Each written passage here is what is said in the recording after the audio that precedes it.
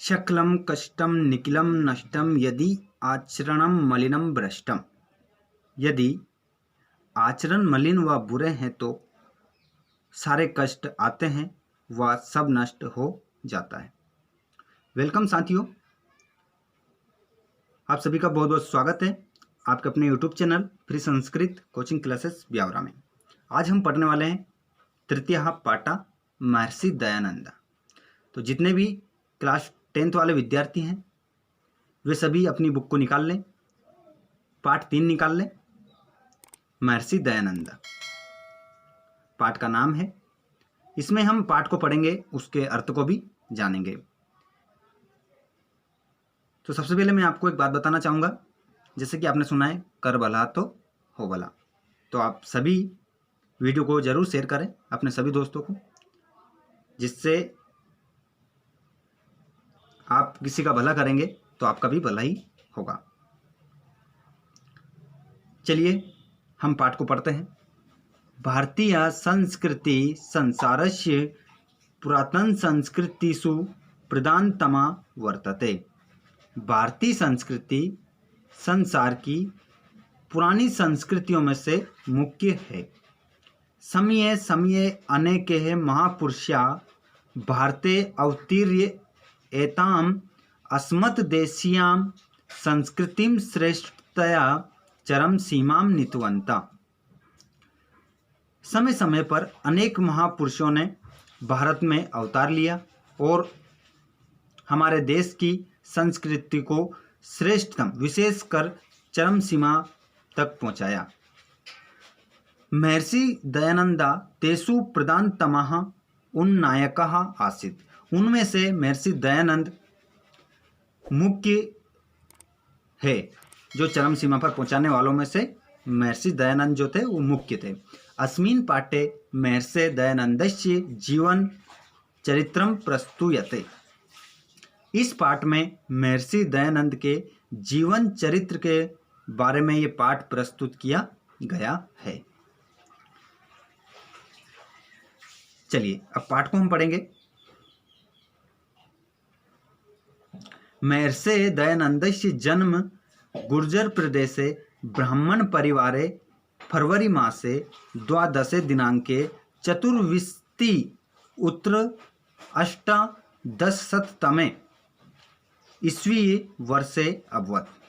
महर्षि दयानंद का जन्म गुर्जर प्रदेश से गुजरात प्रदेश में ब्राह्मण परिवार में फरवरी 12 फरवरी चतुर्विंशति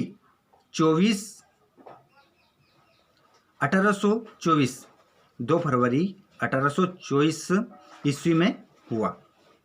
अस्य जन्म नाम मूल शंकरा आसीत्। इनका जन्म का नाम क्या था? मूल शंकरा आसीत्। क्वेश्चन बनता है कि महर्षि दयानंद का जन्म का नाम क्या था, तो आपको याद रखना है मूल शंकरा। अभी हम पाठ पढ़ रहे हैं, उसके बाद में क्वेश्चन आंसर भी करेंगे। यदा एषा 16 वर्षीय जात तदा अस्य भगिनी स्वर्गम गता। जब ये 16 वर्ष के थे तो इनकी बहन का स्वर्गवास हो गया था।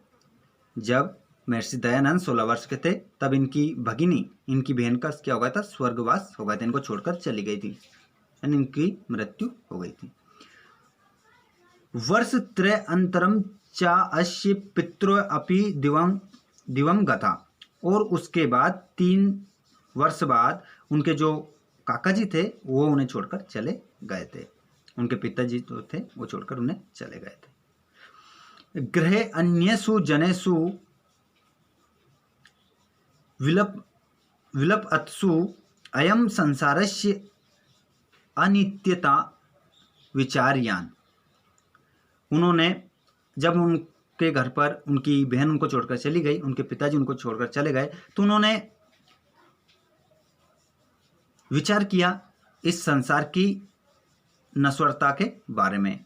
उनके घर वालों को उन्होंने क्या देखा है? दुखी देखा है, और इस संसार के बारे में सोचा है कि यहाँ पर तो ये लोग क्या है, सभी की मृत्यु हो जाती है, इस कारण से सभी बहुत दुखी होते हैं, ऐसा वो सोचते हैं। और वो अपने मन में विचार करते हैं, कतम अहम अमरो भवेयम इति चिंतया मास। उन्होंने सोचा कि मैं अमर कैसे बनूं, मैं अमर कैसे बनूं, ऐसा वो सोचने लगे।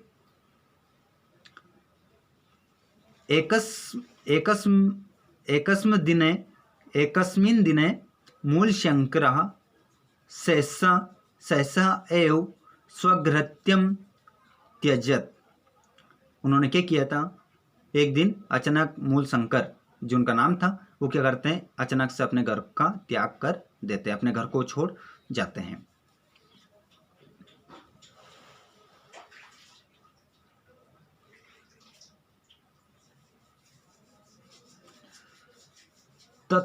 तत् असो देश देशांतरम विचरण व्याकरण वेदांत आदि दीन्यन एक शास्त्राणि विशेषता योग पद्धति च अशिक्षत।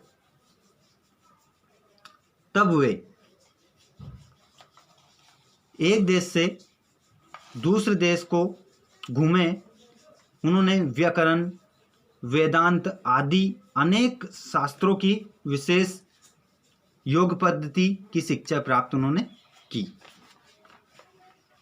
विचरण काले अयम नर्मदा तीरे स्वामी पूर्णानंद सरस्वती सकाशात संन्यास ग्रहणात। उन्होंने जब वो लंबे समय के बाद वो एक दिन क्या होता है, नर्मदा के जो नर्मदा नदी थी उसके किनारे पर जाते हैं और वहाँ पर स्वामी पूर्णानंद सरस्वती के पास जाकर उन्होंने संन्यास ग्रहण कर लिया। तदा ऐशा दयानंद सरस्वती नामना प्रसिद्धा जात, जिसके बाद में वह दयानंद सरस्वती के नाम से प्रसिद्ध हुए। अनंतरम मथुराम गत्वा प्रज्ञा चक्षुषा स्वामिना विरजानंदात बहुविधानि शास्त्राणि अशिक्षत। उसके बाद मथुरा जाकर नेत्रहीन स्वामी विरजानंद से कई प्रकार की विद्या व शास्त्रों की उन्होंने शिक्षा प्राप्त की। विद्या समाप्त हो गुरुस्तम आदिशत वत्सा। विद्या समाप्त करने के बाद गुरु ने उन्हें आदेश दिया, वत्स पुत्र देशो अयम अस्माकं विद्या अंधकारे पतितो वर्तते यत गच्छ अविद्या अंधकारम अपनाए। यह हमारा देश विद्या के अंधकार से घिरा हुआ है, तुम जाओ और विद्या के अंधकार को दूर करो। आर्ष शास्त्राणि उद्धार वैदिक ज्योति च पुनः प्रकाशे। और कहा कि ऋषियों के द्वारा रचित शास्त्रों का उद्धार करो और वेद की ज्योति को पुनः प्रकाशित करो। दयानंदो अपि ही गुरुराज्ञां शिरसि कृत्वा पादौ प्रणम्य आशीषं च गृहीत्वा एतत् देशवासिनः मानवान् अविद्या अंधकारद उदर्तुं कार्यक्षेत्रं सम आगतः। दयानंद गुरु की आज्ञा सिर पर धारण करके चरणों को प्रणाम करके उनके आशीर्वाद लेकर इस देशवासी मानव विद्या के अंधकार को दूर करने के कार्य क्षेत्र में आ गए। गुरुराज्ञां पालनाय देश समाजयो उन्नतिये निरंतरम भारतीय संस्कृते है प्रचारम करोत्। गुरु की आज्ञा का पालन करते हुए देश समाज की उन्नति के लिए निरंतर भारतीय संस्कृति का प्रचार किया। गुरु की आज्ञा का पालन करते हुए देश समाज की उन्नति के लिए निरंतर भारतीय संस्कृति का प्रचार उन्होंने किया। पाखंडो उन्मूलनाय वैदिक धर्मस्य च पुनः संस्थापनाय अयम संपूर्ण देशे ब्राह्म। पाखंड को उखाड़ फेंकने के लिए वैदिक धर्म की पुनः स्थापना उन्होंने संपूर्ण देश में घूमकर की। सामाजिक कुप्रथानां निवारणाय एषा आर्य साम्राज्यस्य स्थापना कृतवान। सामाजिक जो कुप्रथा थी उनका निवारण करते हुए उन्होंने आर्य समाज की स्थापना उन्होंने की। महर्षि विधवा बालानां दलित वर्गानां गवाम च उद्धराय सदैव प्राय तत्। महर्षि थे उन्होंने विधवा और जो कमजोर वर्ग, दलित वर्ग और गायों के उद्धार के लिए सदैव प्रयास उन्होंने किया। स्वतंत्री भावना अपि प्रथमं नैन एव महर्षि अस्माकं हृदयेषु जागरिता। स्वतंत्रता की भावना को महर्षि ने सर्वप्रथम लोगों के हृदय में जगाया। नाना विधानी दुकानी सोड़वापी नयम कर्तव्य विमुखो जात। कई प्रकार के दुखों को सहकर भी वह अपने कर्तव्य से विमुख नहीं हुए। मतलब कई प्रकार के दुख उन्होंने सहकर भी वे अपने कर्तव्य से विमुख नहीं हुए, मतलब अपने कर्तव्य को उन्होंने नहीं छोड़ा। येनस्य महापुरुषस्य ख्याति सर्वत्र व्याप्ता। इसी कारण से उस महापुरुष की प्रसिद्धि आज सभी जगह व्याप्त है, फैली हुई है। उस महापुरुष की प्रसिद्धि आज सभी जगहों पर फैली हुई है। इस महापुरुष ने लंबे समय से वेदों को क्या किया, उन्होंने प्रचार किया।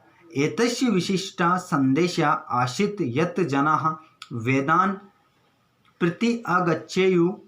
ऋग्वेद, वेद आदि भाष्य भूमिका, सत्यार्थ प्रकाशा, संस्कार विधि प्रभृति ग्रंथाः एतैः विरचिता। इनका विशेष संदेश था कि लोग वेदों के प्रति क्या हो जाए। ऋग्वेद आदि भाष्य भूमिका, सत्यार्थ प्रकाश, संस्कार आदि ग्रंथ इन्होंने लिखे हैं।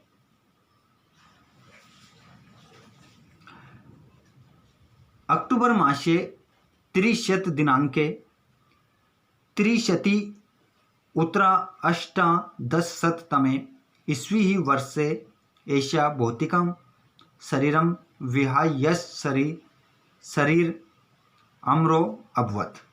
अक्टूबर मास में 30 तारीख को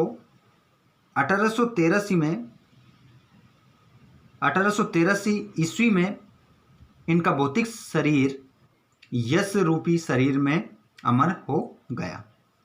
महर्षि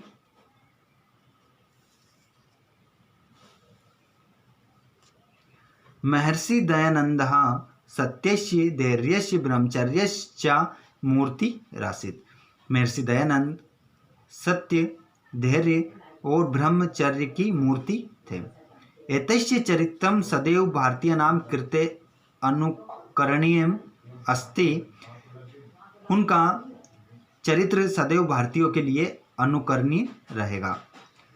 एतादृशां महात्माना सर्वदा वन्द्या अविस्मरणीय भवन्ति।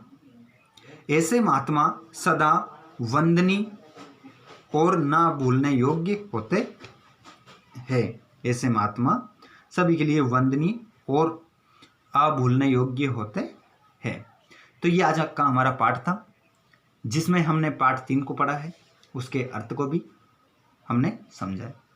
तो आप एक बात का विशेष ध्यान रखें, आपको आज का हमारा समझाने का तरीका कैसा लगा आप हमें कमेंट करके बताना।